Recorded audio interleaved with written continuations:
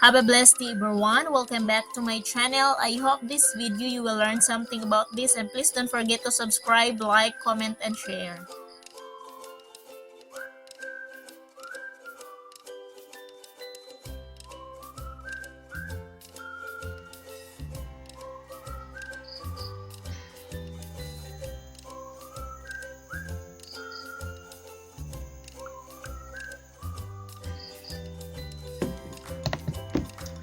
Okay, my topic today is all about complex sentence.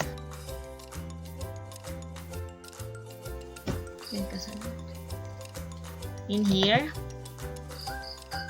the constructing complex sentence. So, try to look at it. I have here an example.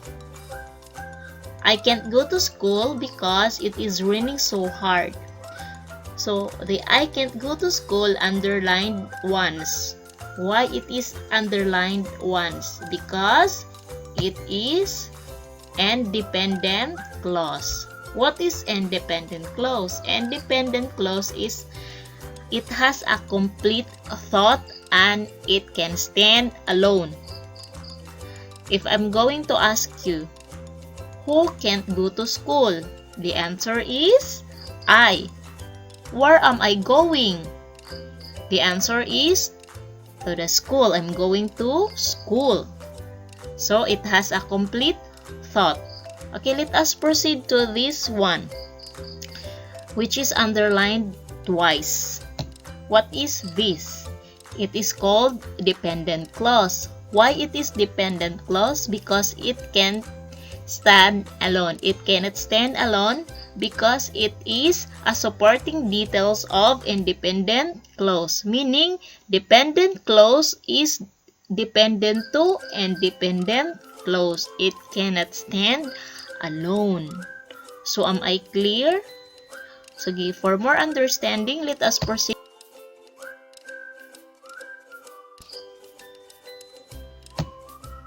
Remember, there are things to remember. Okay, by the way, what is complex sentence? A complex sentence is made up of one independent clause and one dependent clauses. Next, what is a clause? A clause is a group of words with a verb and its subjects. Next, let us proceed to independent clause. What is independent clause? It expresses a complete thought. It has a complete thought and it can stand alone.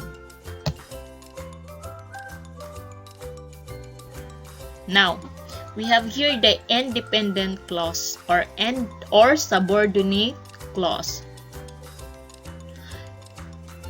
Independent or subordinate clause depends on the independent clause for meaning. It does not express a complete thought and it cannot stand by itself. Again, the independent clause or subordinate clause depends on independent clause for meaning. It does not express a complete thought and it cannot stand by itself. Am I clear? Okay, let us proceed to the next slide.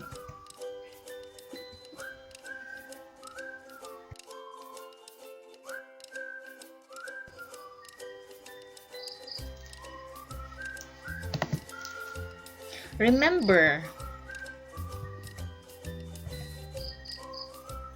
a main clause is a clause that can stand as a sentence by itself. It expresses a complete thought. Example, we can't go swimming because the weather is bad. So the main clause is a clause that can stand as a sentence. So the underlined clause is independent clause or main clause in the sentence, while the box clause is the dependent clause or subordinate clause.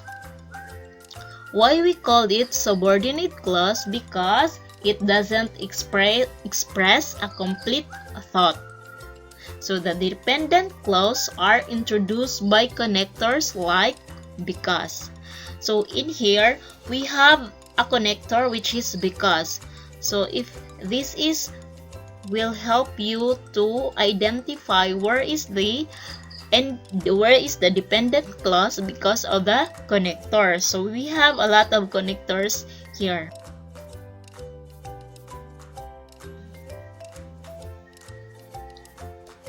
We have while, though,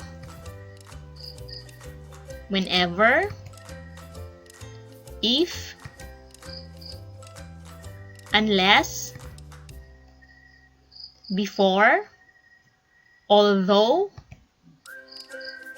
however, so,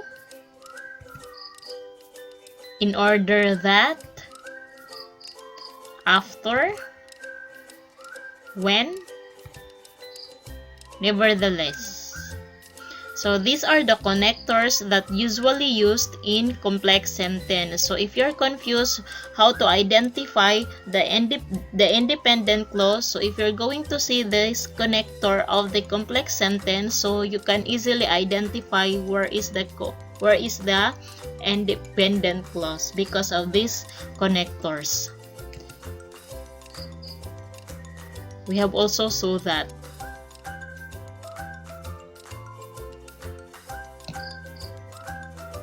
Here are other examples of complex sentences. So it is being divided by two, which are independent clause and dependent clause. Okay, let us proceed to number 1. We arrived before you left. So under independent clause, we have here we arrived. So it is complete sentence, or it has a complete thought because it has a subject and a verb, so it can stand alone. Okay, let us proceed to dependent or subordinate clause. We are using here before connector, before you left. So before here is a connector because he is connecting the independent clause and dependent clause. That is what we call connectors.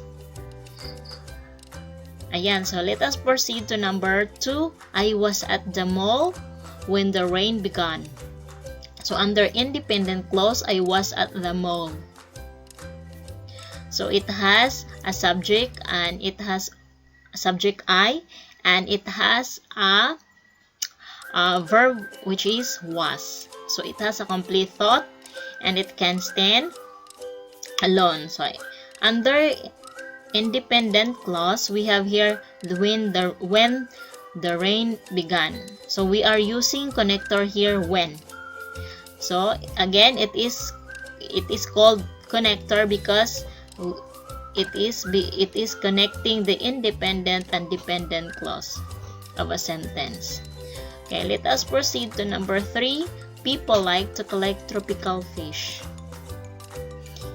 because they have beautiful shapes and colors.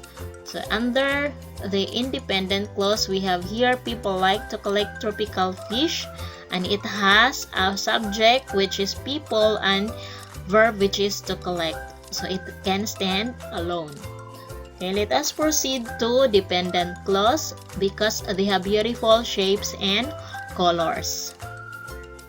So we are using connector here because, and it is a supporting details of independent clause.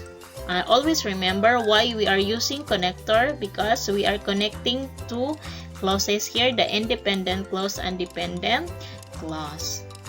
Ayan, so I hope you learned something today from me, and I'm sorry about my communication skills because I'm not so inclined about it. And if you have comment, just comment below, and violent reaction, just be gentle because I'm still learning, we are still learning, and I open for your suggestions. So don't forget to subscribe and share, and if ever I have mistake about my pronunciation, so you can comment below. So I'm just trying hard to make my communication better. So don't forget to subscribe. God bless and keep safe, everyone.